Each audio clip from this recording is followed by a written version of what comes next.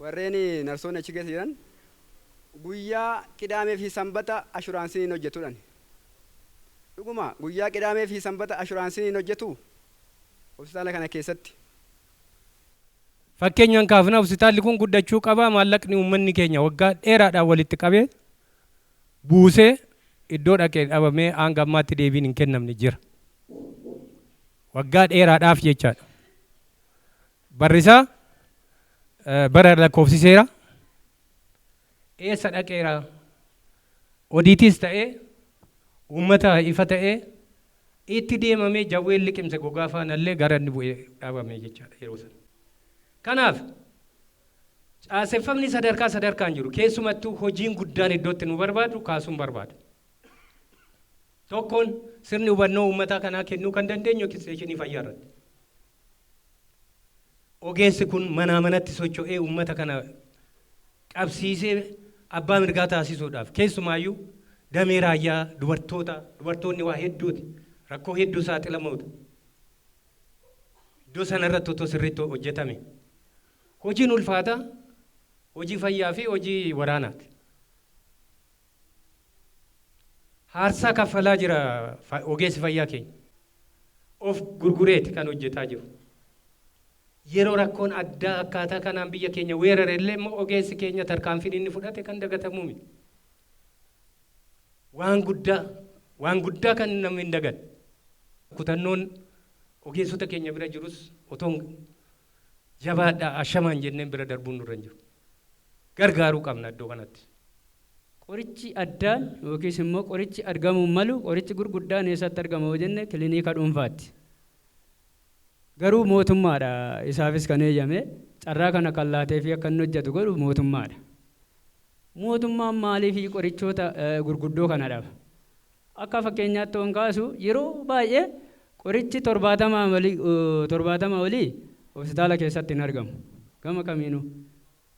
Egaanumatu carraadhaaf irra bu'a ta'een beeku waan sanaan galu. Qorichi 100 olii yookiis 70 olii hospitaala keessatti baay'een isaan argamu. Eessatti erguu hin beeku iddoo waliitiin wal ergu iddoo faarmaasii eebeluu dhaqeedhaanii barreessanitti kennu. Isa kam isa 500 isa 800 isa 1000 maaliif waliin agadu jechuudha.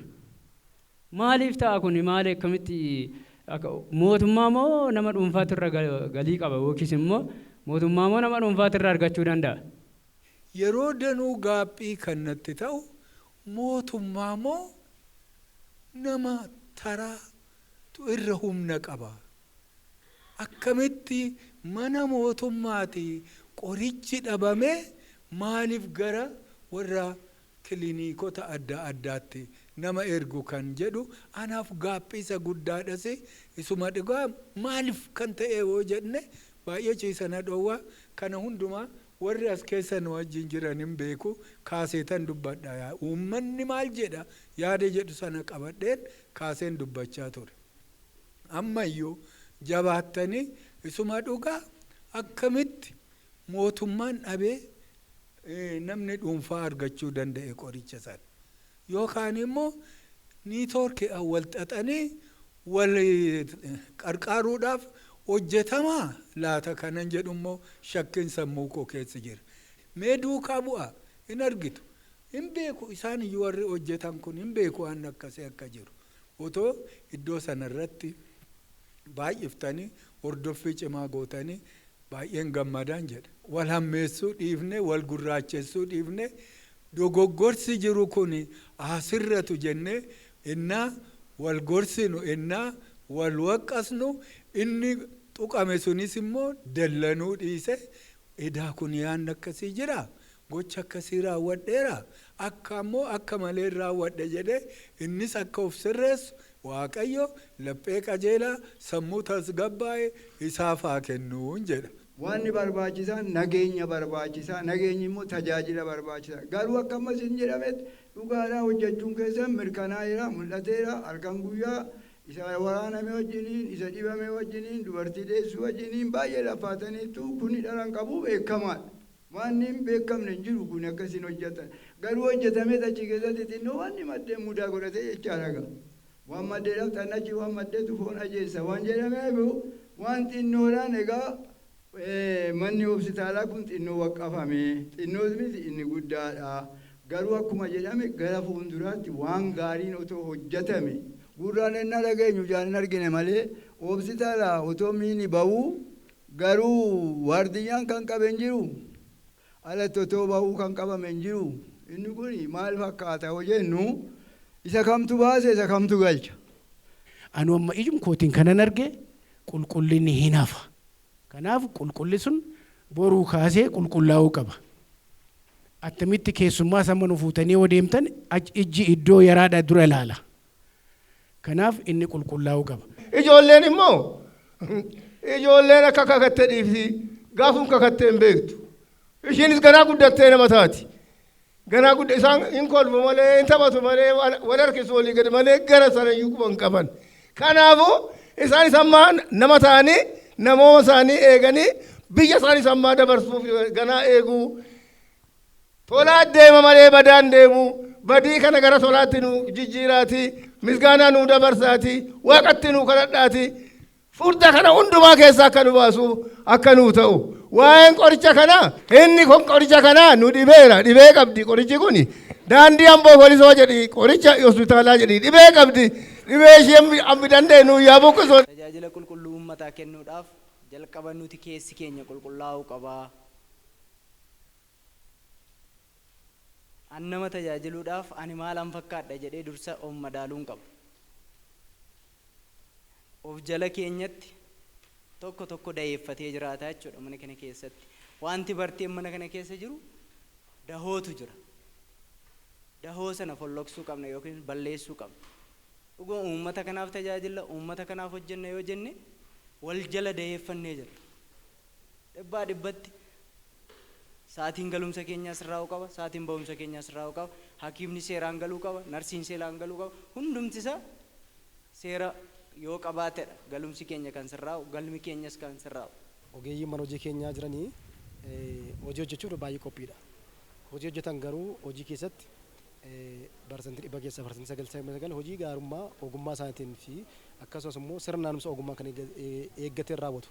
Haa ta'u iddoo tokko tokkotti namni tokko guutuu miti waan ta'eef iddoo hanqina qabu gorsas ta'ee sirreeffa mataa keenyaa fudhannee akka hawaasni irraa baratu akka hojjetaan irraa baratuu fi kana keessatti immoo tajaajilli uummataa karaa kamiin danqamu akka hin qabne kallattii garaagaraatiin hojjetaa keenya hubachiisnee bu'aa gaarii sirraa dhufannee eegne keessumattuu namni waan keessa jiru dubbate waan yaade sana bira geessachaa. Kanaaf marii garaagaraa bal'aa uummata wajjin bal'aa gaggeessine keessatti uummanni gorsa nu kenneera gaaffis nu gaafateera kan deebiin irraa eegu baay'ee qaba. Kan qinaatti wantoota nu ka'anii jiran keessumattuu iddoo tokko tokkotti dhiyeessii qorichaa wajjin wal qabatee gahaan akka hin jirre qorannoo waan tokko tokko irratti kutaa tokko tokko biratti immoo namoonni tokko tokko ogeeyyiin tokko tokko yaa ogeeyyii hunda hin jennu namoonni tokko miira ittiin simannaa hawaasa ittiin simatan irratti dhukkubsaa keenya yookiin immoo yaalamaa keenya ifachuun akkasumas immoo yeroo hojii kabajanii bakka hojii isaaniitti argamuu dhabuun wantoota akka hanqinaatti kan jirudha jechaadha. Kana sirreessuudhaan maal gochaa jirra yeroo ammaa kana namoota itti gaafatamummaa qaban qindeessummaa sadarkaan qaban akkaataa mana hojii keenyaan taa'ee diriiree jiru sanaan hojii komii maamilli nuu kaase kana maal sirreessina kan jiru mariirra jira jechaadha. Kana keessatti bu'aan argama inni yaannu namni gahee hojii isaa baanaan uummanni itti fayyadamaa ta'a jechaadha. Nuti dhaabbata uummata tajaajiludha. Kana keessa tajaajila uummataaf kennu kana keessatti yeroo baay'ee tajaajila uummataaf kennu keessatti hawaasni keenya dhufee tajaajila argatu keessatti komiin hin dhabamu. Kana keessatti dhiyeessiin qorichaa akka biyyoolessaatti dhiyeessiin gahaan hin jiru ta'uusaa keessumattuu nuti dhibbeentaa gaafannu keessaa parsantii 29 argataa jiru akka obsaala keenyaatti 29 qofa miti parsantii gaafannu keessaa qaatemii 150 gaafanne keessaa qaatemii 3-4 kan hin caalle arganna jechaadha. Kun immoo uummata quubsuu hin dandeenyu. Lammaffaa rakkoo komii kana furuudhaa fi dhiyeessii keenya keessoo qabannaan qabeenyaa hanqina qaba waan ta'eef isarratti hojjechuu qabna waan jedhu irratti marii irra jira. Kana isin sirreessina waan ta'eef. Inni lammaffaa dhiyeessii qorichaa wajjin qabatee koomunitii faarmaasii qabna yookiin immoo koomunitii faarmaasii tajaajila hawaasaa dhaabbate jira waan ta'eef isarratti hamma qorichaa dabaluu dhiyeessii keenya mijeessuu hawaasa nu bira dhufu kana immoo simannaa keenya fooyyessine akkaataa miiratti gaafatamummaa qabuun tajaajila bal'aa kennuudhaaf irratti hojjetaa jirra. Kana keessatti hanqinaaleen ka'an kan mana hojii keenya ilaallatan keessumattuu kan guyyaa irratti hojjennuu fi kan immoo halkanii guyyaa irra immoo fooyya'uu danda'an kan yeroon kenne immoo jiraachuu ni malu jechaadha. Kan yeroon kenne kan karoora yeroo dheeraaf yeroo gabaabaa akkasumas immoo karoora guyyaadhaan furamuu danda'u irratti karoorfannee deemaa jirra jechaadha. Kana keessatti gaheen boordii olaanaadha. Akka obsaala keenyaatti boordiin obsaala keenyaas marii garaagaraa gaggeessinee waan jiru waliin dubbinee hojjetaa jirra. Manaajimentiin hojjetaa keenya guutuudhaan bifa guutuu ta'e marii garaa garaa gaggeessinee jirra. Hojjetaa keenya wajjin marii gaggeessinee jirra. Qaawwa adda baafanneef karoora irratti baafneet irratti hojjennee furmaata waaraa hawaasa keenyaaf fiduudhaaf qophoofna jechaadha. Kana keessatti akkuma beekamu obsaalli keenya obsaala bal'aa hawaasa godina Shawaa Lixaa bira darbee godinoonni naannoo keenya dhufan tajaajilaman waan ta'eef yeroo ammaa kanas immoo godinoota hedduurraa rakkoo nageenyaan hawaasni bal'aa magaalaa keenyatti argamu. Kutaa da'umsaa fudhannee yeroo hundumaa deessuun kutaa keenyaa baay'eedha humnaa oli. Tajaajilli maamila keenyaa bara kana keessa baay'ee dabalee jira. Dhibbeentaa bara darbeerraa dhibbeentaa parsantaa 10 oliin bara darbeerra bara kana dabaleera. Kana gaafa jennu uummanni bal'aan naannaa kana jiru tajaajilaaf gara biraan dhaqu jechaadha. Gara obsaala kanaan filata jechaadha. Kanaaf filannoon uummataa adda nu ta'e iddoo uummanni nutti amanii dhufatee nutummoo asirreessuun gahee hojii keenyaaf ogummaa keenyaa bahuun dirqama keenya hundaati jechaadha.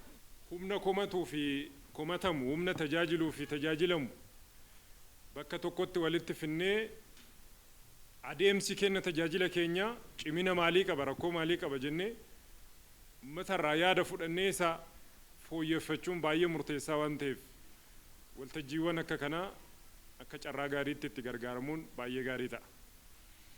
Karaa tokkoon uummata tajaajilaa, karaa biraatiin nutumtuu immoo hoggana keenyarraa tajaajilamaadha.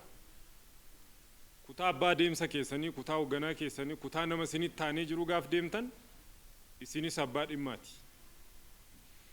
Kanaaf waan gaafa tajaajilaaf deemtan namarraa barbaaddan namni isin bira tajaajilamuuf gaafa dhufu immoo akka ofii keessanii barbaaddan sanatti tajaajilaa jirraa kan jedhu sun sirriitti ilaalamuu danda'uutu sarra jiraataa jechuudha. Raawwii keessan kurmaana tokkoffaa gabaasa keessatti akka ilaaluudhaaf yaal baay'ee isa jiddugaleessa irratti ilaaluun hin danda'amu. Hojiiwwan raawwii olaanoo qaban jiru, hojiiwwan immoo gadi bu'an iddoo tokko tokkotti raawwiin hojii fooyya'uu qaban jiru. Jiddugaleessatti garuu walitti finnee avreejii isaa gaafa fudhannu jiddugaleessummaadhaan hojii kana ilaaluun